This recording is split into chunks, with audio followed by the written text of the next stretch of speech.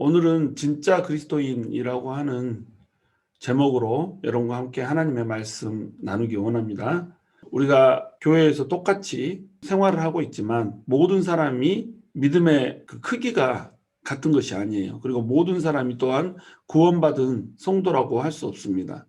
우리가 진짜로 예수님을 우리 신령 가운데 모신 사람인가 아닌가에 따라서 우리의 삶의 질이 그리고 우리 신앙의 질이 현격하게 달라지는 것을 우리는 너무도 많이 목격할 수가 있어요. 오늘 본문에서는 진짜 그리스도인들이 어떠한 사람들인가라고 하는 그림자를 여러 곳에서 발견할 수 있게 해줍니다. 물론 오늘 본문에 나와 있는 모습이 진짜 그리스도인이 어떤 사람인가라고 하는 것을 모두 나타내 주지는 않지만 그래도 진짜 그리스도인들의 모습을 우리가 일정 정도 발견을 할 수가 있는 것이죠. 36절에 보면 욥바에 다비다라 하는 여제자가 있으니 그 이름을 번역하면 도르가라 이렇게 나와 있습니다. 도르가라고 하는 사람이 욥바에 살고 있는 거예요. 어제 우리가 살펴봤던 내용은 루따라고 하는 곳에서 베드로가 극무력증에 걸린 한 사람을 이렇게 세우는 그런 장면이 기록되어 있었잖아요. 욥바는 루따에서 그렇게 멀지 않은 장소였어요. 루따의 이야기가 소개되어 있고 그 다음에 이제 욥바의 얘기가 소개되면서 루따에 있는 베드로와 욥바에 있는 다비다가 이제 연결되는 이런 내용으로 기술되기 위해서 욥바가 이제 소개되고 있는 것이죠. 그 욥바에 도르가라고 하는 여인이 있는 겁니다. 그런데 그 여인이 선행과 구제하는 일이 심히 많더라고 기록이 돼 있어요. 진정한 성도는 이 선행과 구제라고 하는 곳에서 빠지지를 않습니다. 왜냐하면 우리가 예수님을 믿게 되면 예수님이 가지고 있는 마음 중에 하나가 긍휼의 마음이거든요.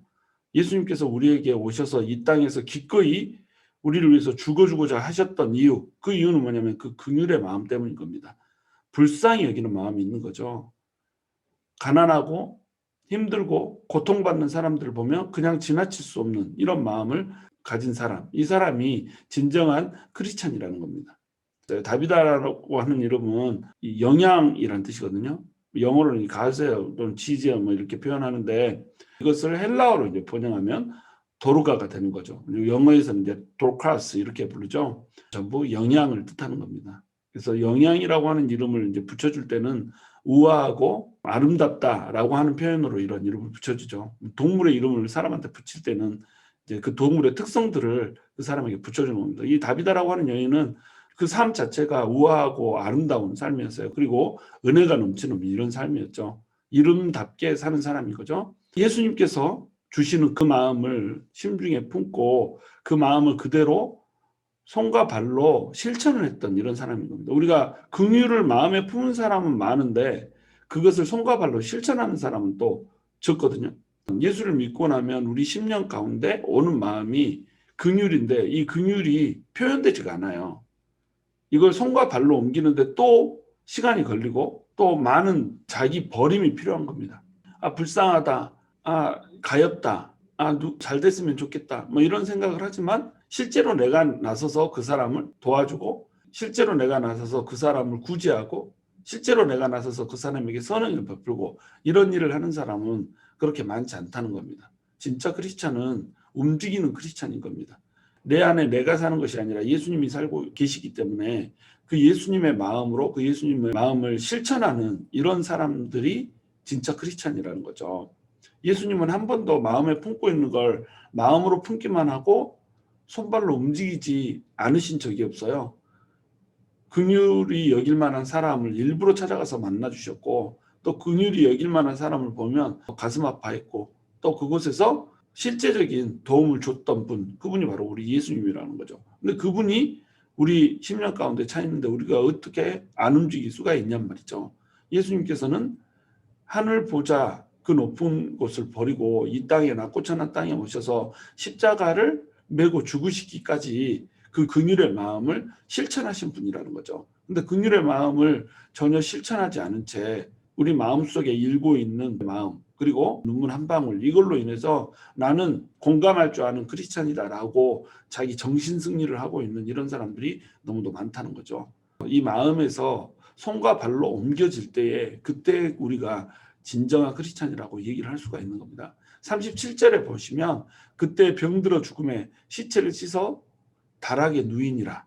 루따가 욥바에서 가까운지라 제자들이 베드로가 거기 있음을 듣고 두 사람을 보내어 지체 말고 와달라고 간청하여 이렇게 나와 있죠. 다비다라고 하는 사람이 병들어서 죽었어요. 선행을 하고 구제를 하는 일이 심히 많았는데 그런 사람도 죽음이라고 하는 것을 극복할 수 없죠. 사람은 누구나 죽어요. 그리고 그 죽는다라고 하는 것이 꼭 비극만은 아니에요. 왜냐하면 죽음이라고 하는 것은 새로운 시작을 뜻하기 때문에 그래요. 천국에서의 더욱더 아름답고 더욱더 귀한 삶 가운데로 새롭게 시작한다는 거죠. 그래서 다비다가 죽는 거, 이것은 다비다에게 있어서 불행이 아니에요. 그러나 다비다가 심히 많은 선행들을 베풀고 구제를 했던 그 대상들, 지금도 가난하게 살고 지금도 가진 것 없이 고통받고 살고 있는 그 사람들, 그래서 다비다를 좀이라도 좀 붙들어 두고 싶은 사람들, 이 사람들에게는 다비다의 죽음이 너무나도 큰 슬픔인 겁니다. 그래서 다비다를 보낼 수가 없었던 거예요. 여러분, 우리가 진짜 크리스찬이 되면 사람들이 모여들게 돼 있어요. 우리가 사람들이 떠나는 사람인가 사람들이 모여드는 사람인가, 이게 매우 중요한 겁니다.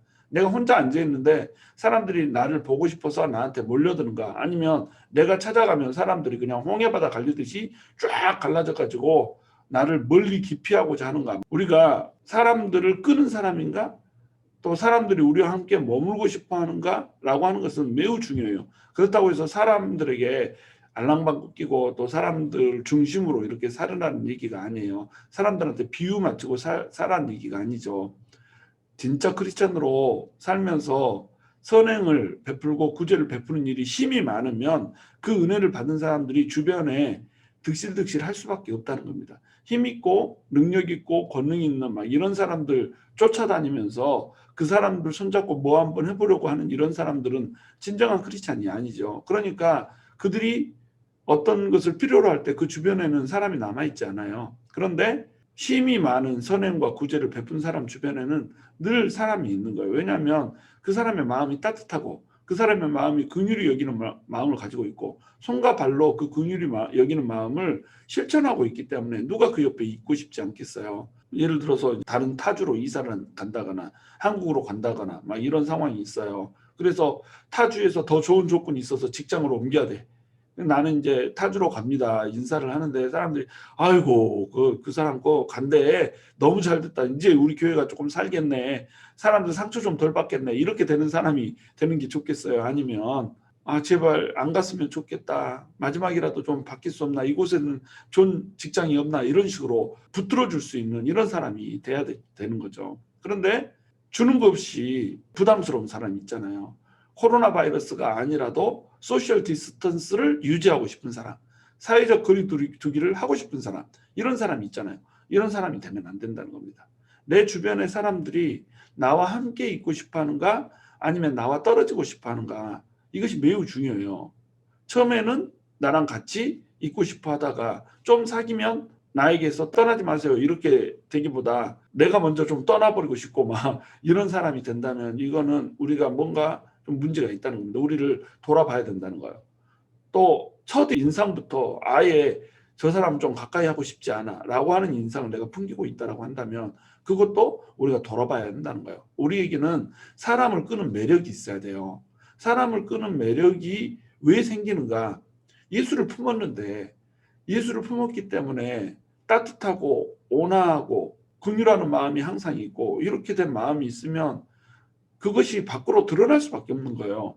우리의 표정과 대화의 내용과 그리고 대화하는 방식과 우리의 웃는 얼굴과 미소 짓는 얼굴들 하나하나 이런 것들 하나하나에 그 사람의 품격이 드러나는 겁니다. 그 품격은 나의 품격이 아닌 거예요. 내 안에 예수가 있기 때문에 변화된 내가 철저히 배제돼 버린 예수님만이 드러나는 그런 품격이란 말이죠. 그 품격을 가지고 있으니까 사람들이 어떻게 몰려들지 않을 수가 있겠어요. 이 사람들은 다비다가 죽었는데 시체를 씻어서 다락에 누워놓고 있는 거예요. 아니 도대체 죽은 사람을 어쩌라고 이걸 다락에다 누워놓고 있어요. 떠나보내고 싶지 않았던 겁니다. 그래서 룻다가 욥바에서 가까웠기 때문에 제자들이 베드로가 거기 있음을 듣고 두 사람을 보내서 지체 말고 와달라고 베드로를 불렀던 거예요. 베드로를 불렀던 이유가 도대체 뭘까요? 살려달라고 불렀을까요? 정확히 기록을 하지 않고 있죠. 왜 불렀는지. 그러나 우리가 짐작할 수 있는 것은 뭐냐면 유대인들은 죽고 나서 3일이 지나기 전에는 영혼이 완전히 떠나지 않았다고 생각을 했어요. 그래서 지체 말고 와달라고 간청을 한 겁니다. 영혼이 완전히 떠나기 전에 이 영혼을 붙들고 싶은 거예요. 죽은 영혼이라도 붙들어서 내 옆에 두고 싶은 거죠. 예수님께서 나사로가 죽었을 때 지체를 하다가 나흘 째에 나사로에게 갔잖아요. 그 이유가 뭐겠어요? 완벽한 죽음을 의미하는 겁니다. 그냥 기절했다가 다시 들어와서 살게 되는 이런 오해를 불식하기 위해서 나흘째에 가셔서 소생을 시키시고 이런 일들을 하는 거예요. 그러니까 이들도 이 영혼이 완전히 떠나기 전에 다비다라고 하는 여인을 살리기 위해서 베드로에게 얼른 와달라고 이렇게 간청을 한 것이죠. 이 사람들은 다비다를 얼른 떠나보내고 싶지 않았던 거예요. 진짜 크리스찬이 되면 사람들이 나를 떠나보내고 싶어 하잖아요. 보고 있어도 보고 싶고 헤어지면 또 보고 싶고 이런 크리스찬들을 우리 성도들이 이런 사람들이 되면 교회가 얼마나 아름답겠어요. 공동체가. 사람 하나가 껄끄러운 사람이 있으면 100명 성도 중에 99명이 날 좋아해도 그 한 명 때문에 오늘 진짜 교회 가고 싶지 않다. 교회 좀 옮기고 싶다. 그 사람 어디 안 가나 뭐 이렇게 된다니까요. 근데 우리 성도들이 진짜로 서로 떠나보내고 싶지 않은 사람이 되면 교회 오는 게 너무 신나고 재밌는 거예요. 이런 교회를 우리가 이런 공동체를 우리가 세울 수 있어야 되는 거죠. 39절에 보시면 베드로가 일어나 그들과 함께 가서 이르매 그들이 데리고 다락방에 올라가니 모든 과부가 베드로 곁에 서서 울며 도르가가 그들과 함께 있을 때에 지은 속옷과 겉옷을 다 내보이거늘 이렇게 얘기하고 있습니다. 많은 과부들에게 도르가가 속옷도 지어주고 겉옷도 지어주고 이렇게 했던 것 같아요. 그들과 함께 있을 때에 지어줬던 속옷, 겉옷들이 엄청나게 많았던 겁니다. 선행과 구제하는 일이 힘이 많았기 때문에 돈이 있어도 누군가에게 잘해줄 수 없거든요. 근데 이 사람들은 도르가에게 엄청난 은혜를 지금 받은 거예요. 모든 과부가 베드로 곁에 서 있다고 그러잖아요. 과부들마다 도르가의 선행을 받은 겁니다. 그런데 이 과부들이 도르가가 죽었다니까 모인 거예요. 진짜 크리스찬은요, 은혜를 잊지 않아요. 은혜를 잊지 않는 사람이 진짜 크리스찬인 겁니다. 근데 저도 이렇게 선행을 베푼 적이 그래도 좀 있을 거 아니에요. 그래도 전도사니까. 선행을 베풀어 주고 나면 10명 중에 9명 정도는 내가 어떤 희생을 감수하고 그것을 해주고 있는지 거의 이해하지 못해요. 그리고 많이 주면 많이 줄수록 익숙해져서 더 받기를 원해요. 그러다가 내 사정이 조금 곤란하여서 이제는 좀 못 주겠습니다라고 얘기하면 한 번 스킵한 거잖아요. 10번 주다가 한 번 빠진 거잖아요. 그런데 시험 들어요. 상처받아요. 어떻게 안 줄 수 있냐 이거죠. 어떻게 다른 사람들한테는 해줘놓고 나한테는 똑같이 안 주냐 이거죠. 자기한테도 줬는데 다른 사람이 더 많이 받았다고 생각을 하는 거죠. 그러면서 비교하면서 이제 또 시험에 들고 이렇게 된다는 거죠. 다른 사람한테 10개를 주고 자기한테 3개를 줬다. 7개를 덜 준 게 아니라 3개를 준 거잖아요. 그런데 크리스찬이라고 하면서도 이 은혜를 모르더라는 겁니다. 여러분 우리 크리스찬은 은혜를 아는 사람이 돼야 돼요. 우리가 준 것은 기억하는데 받은 것을 기억을 못 하잖아요. 이것은 세상적인 사람들이 하는 거예요. 우리가 준 것은 잊어버려도 받은 것은 잊으면 안 되는 겁니다. 이 사람이 나에게 뭐 해줬지, 이 사람이 나에게 이렇게 선대했지, 이런 것들을 절대 잊어버리면 안 된다는 거죠. 근데 이런 것들을 너무 쉽게 우리 크리스찬들이 잊어버리더라는 겁니다. 우리가 진짜 크리스찬이 아니기 때문에 그래요. 진짜 크리스찬들은 자기가 받은 은혜를 절대 잊지 않고 마음속에 새깁니다. 돌에다가 점으로 새기듯이 새겨놓고 잊지 않아요. 왜냐하면 은혜를 베풀고 싶은 사람이 되고 싶은 거죠. 은혜를 받는 사람이 아니라 은혜를 나누는 사람이 되고 싶은 거예요. 근데 은혜를 내가 받았잖아요. 어쩔 수 없는 상황 가운데 은혜를 받았잖아요. 그러면 이 은혜를 언젠가는 그 사람에게 돌려주든지 아니면 비슷한 처지에 있는, 나와 비슷한 처지에 있는 사람에게 내가 좀 더 형편이 나아졌을 때 그 은혜를 갚아야겠다라고 하는 생각을 해야 되는 거예요. 그게 크리스찬이라는 거죠. 그들은 겉옷과 속옷을 다 내놓고 다비다를 위해서 눈물을 흘려요. 은혜를 잊지 않은 거죠. 여러분 가난하고 무능한 거, 그래서 누군가에게 도움을 받아야 되는 거, 이것은 죄가 아니에요. 엄청나게 좋은 크리스찬으로 살아간다고 해도 우리한테 가난이 올 수 있단 말이에요. 궁핍이 올 수 있단 말이에요. 똑같이 예수를 믿는데 어떤 사람은 부자로 살고 어떤 사람은 가난하게 살잖아요.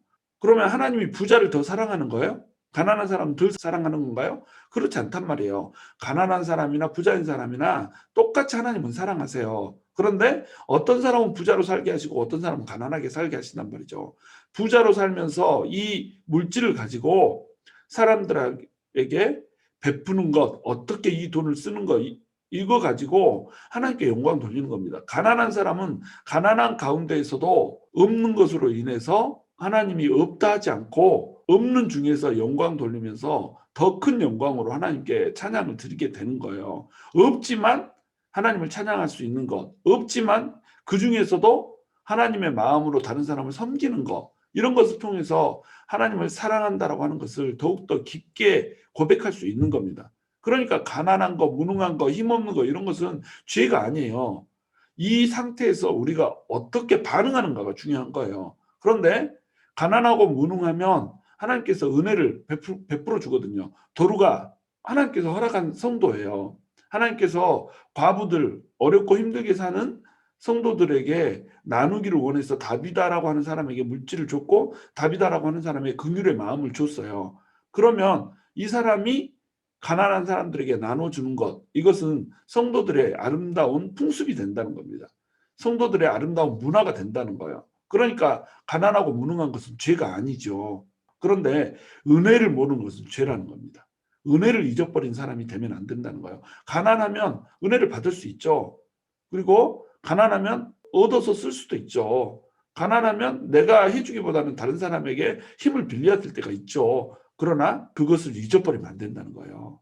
내가 힘들 때 어려울 때 도와준 사람을 잊어버리고 나중에 막 그 사람을 가십하고 막 뒤에서 욕하고 뭐 이런 사람도 저는 너무도 많이 봤어요. 그런 사람들은 진짜 크리스찬이 아니라는 겁니다. 40절에 보시면 베드로가 사람을 다 내보내고 무릎을 꿇고 기도하고 돌이켜 시체를 향하여 이르되 다비다야 일어나라 하니 그가 눈을 떠 베드로를 보고 일어나 앉는지라 이렇게 돼 있죠. 다비다야 일어나라 이 말을 아람어로 하면 다비다 쿰이에요. 어디서 많이 들어봤죠? 달리다 쿰. 크리스찬이라면 누구나 아는 그 용어 달리다 쿰. 따라 일어나라 이런 말이잖아요.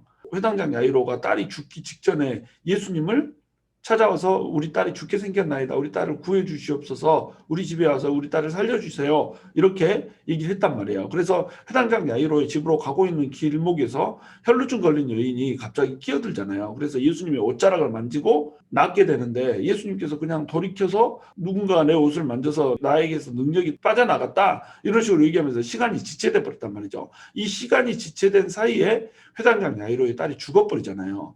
회당장 야이로의 딸이 죽게 되니까 이제 사람들이 이제 예수님이 오실 필요가 없습니다. 죽었습니다라고 얘기를 하잖아요. 그때 예수님께서 회당장 야이로의 집에 갔을 때 모든 사람들을 내보내요.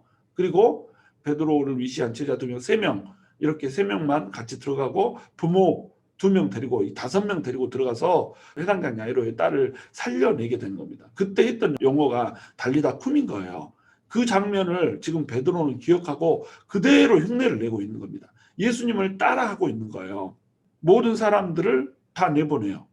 하나님과 단둘이 독대하면서 무릎을 꿇고 기도하는 겁니다. 그리고 돌이켜서 시체를 향하여 이르는 겁니다. 다비다 쿰 이렇게 얘기하는 거예요. 달리다 쿰 얘기했던 그 예수님의 그 모습을 그대로 흉내내면서 다비다 쿰 하고 외쳤던 거예요. 그러니까 다비다가 눈을 떠서 베드로를 보고 일어나 앉았던 겁니다. 베드로는 한때 예수님에게 막 호통을 치면서 예수님을 명령했던 적이 있어요. 예수님이 십자가에 못 박혀 죽겠다라고 얘기를 하니까 베드로가 그러면 안 된다고 막 예수님 호통을 치면서 예수님께 그러실 수가 없습니다 막 이러면서 지시를 하잖아요. 예수님을 지시하던 자가 이제는 예수님께서 했던 그대로 따라내면서 예수님의 지시를 받는 자로 옮겨져 있다는 겁니다. 우리가 예수님을 대할 때에 예수님이 우리의 주인인가 아니면 우리의 종인가 이것을 잘 고민할 필요가 있어요. 많은 순간에 우리가 예수님을 능력의 종 정도로 취급을 합니다. 우리를 지키는 보디가드 정도로 취급을 해요. 보디가드는 힘이 있고 능력이 있지만 내 밑에 있는 사람이잖아요. 나를 지키고 보호해주기 위해서 자기의 힘과 능력을 쓰는 사람이 보디가드잖아요. 근데 예수님을 우리의 보디가드 정도로 전락을 시켜버린다니까요. 예수님이 주인인 거예요. 우리가 예수님을 따라해야 되는 거예요. 우리가 예수님의 지시를 받아야 되는 거죠. 진정한 그리스도인은 예수님을 따라하는 겁니다. 예수님이 했던 그 사역, 예수님이 했던 모든 생각과 태도들, 예수님이 했던 행위들, 이런 것들을 그대로 따라하는 거예요. 41절에 보시면 베드로가 손을 내밀어 일으키고 성도들과 과부들을 불러들여 그가 살아난 것을 보이니 온 요파 사람이 알고 많은 사람이 주를 믿더라. 이렇게 나와 있습니다. 여러분, 진정한 그리스도인은 확증을 가진 자예요. 여러분, 다비다가 지금 대사가 한마디도 없잖아요. 다비다에 대해서 기술만 해놓고 다비다가 일어났으면 일어난 사람에게 대사 한마디쯤 줄 법한데 대사가 없단 말이에요. 말이 필요 없는 겁니다. 다비다가 죽었다가 살아난 이 사건 하나 때문에 요바에 있는 사람들이 다 알고 요바에 살고 있는 사람들 중에 많은 사람들이 예수님을 주로 믿었거든요. 다비다가 복음을 전했다 이런 말 없어요. 그냥 다비다에 대한 소문이 퍼져나간 겁니다. 확증을 가진 자가 돼야 돼. 우리 안에서 일어날 수 없는 일이 심히 많이 일어난단 말이에요. 우리가 선행을 행하고 구제를 행하는 일이 심히 많아야 되기도 하지만 예수님의 기적의 간증이 우리 안에 심히 많아야 된단 말이죠. 그 확증을 가진 자가 되면 우리 존재 자체가 곧 전도가 되는 겁니다. 예수님이 우리를 통해서 일하신 흔적이 있는데 무슨 말이 필요해요? 내가 죽었다 살아났는데 무슨 말이 필요합니까? 불치병에 걸렸다가 나아버렸는데 무슨 말이 필요해요? 절대 해결할 수 없는 상황 가운데 예수님 믿고 일어서는데 무슨 말이 필요해요? 우리의 삶을 봐버리면 우리의 예수님과 같이 동행하는 흔적이 발견돼 버리는 순간이 되면 입술에 말이 필요가 없어져 버릴 때가 있다니까요. 사람들이 그냥 믿게 돼버리는 거예요. 우리가 확증을 가진 자가 돼야 돼요. 체험을 가진 자가, 기적이 상식이 되는 그러한 사람이 될 때에 사람들은 우리를 믿고 투영해서 예수님을 그리고 하나님을 발견할 수 있게 된다는 겁니다. 우리가 이렇게 돼야 된다는 거죠. 43절에 보시면 베드로가 요바에 여러 날 있어 시몬이라는 무두장이의 집에서 머무니라 이렇게 돼 있어요. 여러분, 이 짧은 한 문장이 혁명과 같은 말입니다. 이게 무두장이라고 하는 말의 뜻은 짐승의 가죽을 벗기는 자라는 뜻이거든요. 그러니까 무두장이의 직업이 짐승 가죽을 벗겨서 이 가죽을 뭐 옷으로 만든달지 막 이런 일을 하는 사람이 바로 무두장이었다는 거예요. 그러면 짐승이 죽은 시체를 만진다는 거잖아요. 시체 안 만지고 가죽 벗길 수 있나요? 그런데 율법에는 어때요?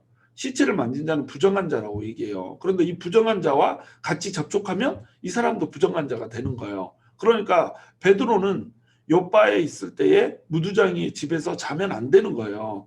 그런데 여러 날 있으면서 그 여러 날 동안에 무두장이의 집에서 잠을 자더라 이겁니다. 그러니까 부정한 자와 여러 날을 같이 보내고 있는 거예요. 지금 율법의 벽을 뛰어넘고 있는 겁니다.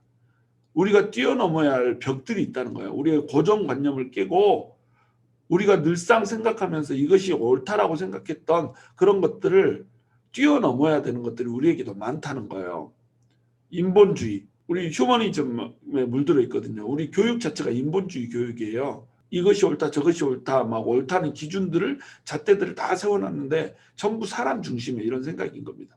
유교주의, 우리는 유교 문화권에서 자랐잖아요. 모든 한국인들에게는 유교주의 사상이 들어있어요. 크리스찬이라고 해도 여기서 벗어나지를 못하는 겁니다. 말씀으로 적극적으로 깨내지 않으면 이 유교주의적 사상은 우리 혈관에 막 흐르고 있다니까요. 우리 세포에 DNA처럼 막 이렇게 박혀 있는 거라니까요. 아주 질기고 완고한 견고한 진이에요 이게. 그 다음에 세속적인 사고, 세상 사람들이 다 괜찮다고 생각하니까 나도 괜찮다고 생각하는 겁니다. 우리 이성, 내 머리로 생각하고 내 판단으로 생각하는 거, 이걸로 하나님의 말씀을 재단하고 하나님의 뜻을 재단해요. 원수를 사랑하라 했는데 원수는커녕 내 옆에 성격 하나 안 맞는 사람을 용납하지 못해. 이게 우리잖아요. 이 감정이라고 하는 걸 다스리지 못해서 얼마나 많은 순간에 우리가 다른 사람들을 미워하고 정죄하고 욕하고 다른 사람에게서 또 상처받았다고 그러고 아파하고 이럽니까? 이성과 감정이라고 하는 것을 우리가 그 벽을 깨야 된다는 거예요. 도덕주의, 우리가 깨끗하게 살고 또 열심히 말씀대로 살려고 노력하다 보니까 나는 깨끗해. 근데 다른 사람은 더러워. 나는 똑바로 살아. 다른 사람들은 제대로 살고 있지 못해. 마치 바리새인들이 율법주의에 빠졌던 것처럼 우리도 도덕주의에 빠져서 우리는 말씀대로 사는데 저들은 말씀대로 살지 못하기 때문에 저들을 정죄하고 판단하고 이렇게 되는 거. 금권주의, 돈 있으면 다야. 권력 있으면 다야. 돈 있고 힘 있으니까 자기 멋대로 다른 사람들 무시하면서 이렇게 찍어 누리면서 살려고 하는 거. 외모 지상주의. 안 뜯어 고친 사람이 하나도 없잖아요. 그냥 이뻐야 되니까. 우리가 사람 사귈 때도 좀 이뻐 보이면은, 좀 잘생겨 보이면은 그 사람에 대한 판단이나 평가가 달라지고, 무엇을 걸쳤는가, 무엇을 입었는가, 무엇을 들었는가, 무엇을 타는가, 어디에서 사는가, 이거 가지고 사람을 판단하고 이러잖아요. 이게 전부 외모 지상주의. 우리가 극복해야 되는 벽이라는 겁니다. 패배주의. 나는 아무것도 할 수 없어. 나는 힘이 없어. 나는 능력이 없어. 내가 무슨 일을 할 수 있어. 나한테는 시키지 말아주세요. 저는 됐거든요. 안 돼요. 힘이 없거든요. 이렇게 하는 생각들. 번영신앙. 예수님을 믿는데 예수님을 이용해서 돈 더 잘 벌려고 하고, 더 성공하려고 하고, 더 성공해야지 하나님께서 함께 해주시는 것처럼, 더 가난하게 살면 하나님께서 함께 하지 않는 사람인 것처럼 이렇게 판단하고, 또 그것을 지향하면서 이렇게 사는 것. 그냥 쭉 몇 가지 나열해 봤지만 이것보다도 훨씬 많은 우리가 극복해야 되는 벽들이 있단 말이에요. 진짜 크리스찬들은 자기가 가졌던 기존의 벽들을 돌파하고 깨부수는 겁니다. 그래서 아름다운 공동체를 만들고 하나님 나라를 만들어내는 거예요. 진짜 크리스찬들의 모습을 나열했습니다. 진짜 크리스찬들의 모습들 중에서 우리는 어떠한 모습에 지금 합당한 사람들입니까? 어떠한 모습을 우리가 가지고 있고 어떠한 모습을 우리가 못 가지고 있습니까? 우리가 이 사람들의 모습들을 보면서 이 사람들이 가지고 있었던 진짜 그리스도인들로서의 모습, 진짜 크리스찬으로서의 모습을 우리 역시 가질 수 있게 되기를 주님의 이름으로 축원합니다.